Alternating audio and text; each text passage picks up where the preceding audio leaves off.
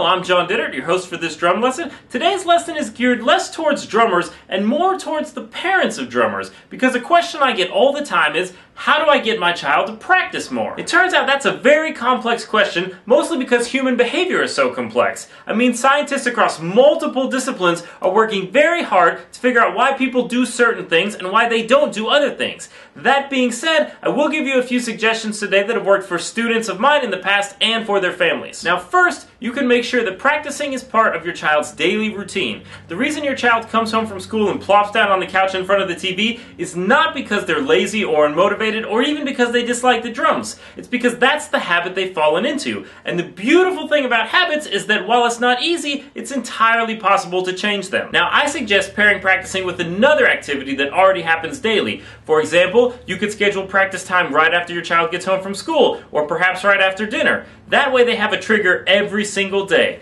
Get home from school? Practice. Eat dinner? Practice. Now your child will probably need a gentle reminder in the first week or two, but eventually they'll integrate practicing into their routine just as they have watching TV or playing video games or whatever else they're doing right now. Now my second suggestion is to make sure that you have an environment conducive to practicing both physically and emotionally. If your child's drum set is in a state of disarray or it's been relegated to the dark corner of a laundry room, or in this case both, your child is not going to want to practice. I've had students who were physically scared to enter their practice area, and those students never did much practicing. Now if you have the space, create a music area for your child, preferably in a well-lit, well-air-conditioned part of the house, such as their bedroom, their playroom, or even the living room. Make sure they have all the supplies that they need, and maybe even hang up some music posters or some motivational posters.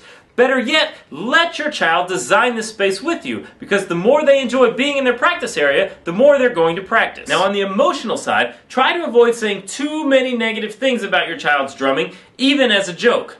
I, of all people, know what a young child on a drum set sounds like. It's often loud and not particularly musical, which can make it very difficult to listen to or even incidentally hear. Just the same, when you say things like, "Hey, can you stop making that racket for a second?" your child will feel discouraged from practicing. Regardless of how they act, most children actually look up to their parents, and if they think you actively dislike their drumming, they're going to be much less inclined to practice. Or at least until they become teenagers, at which point they'll probably play the drums more, again, just to annoy you. Now my final tip is to provide some indirect motivation.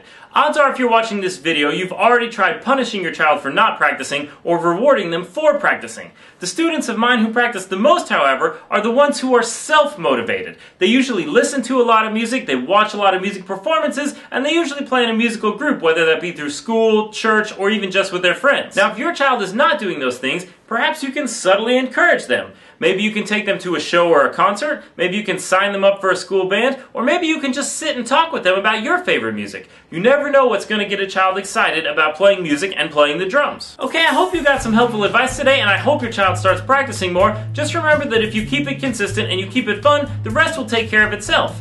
If you want to make sure you don't miss future videos on this channel, please click subscribe, and as always, thanks for watching.